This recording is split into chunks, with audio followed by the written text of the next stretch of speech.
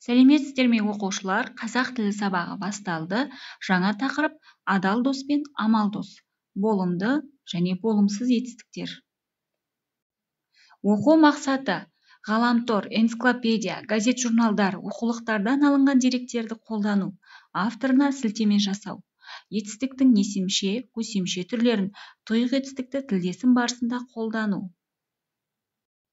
Ертеректе ел ішінде Әйтімбет деген сөзге шешен кісі болыпты.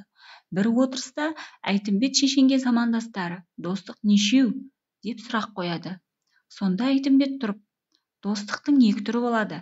Бірі адал достық, екіншісі амал достық. Дұрыс-ақ, енді оларды қалай ажыратамыз?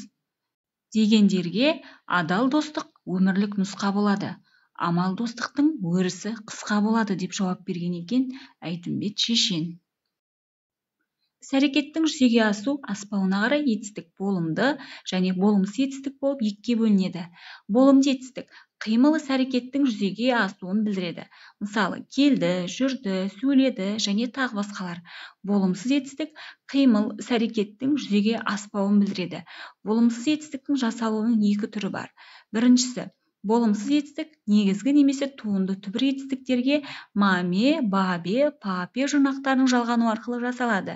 Мысалы, айт, айтпа, қал, қалма. Екінші тәсілі етістіктің есімше тұлғасы мен жоқ, емес сөздерінің тіркесу арқылы жасалады. Мысалы, өшірген жоқ, өшірген емес және тағы басқалар.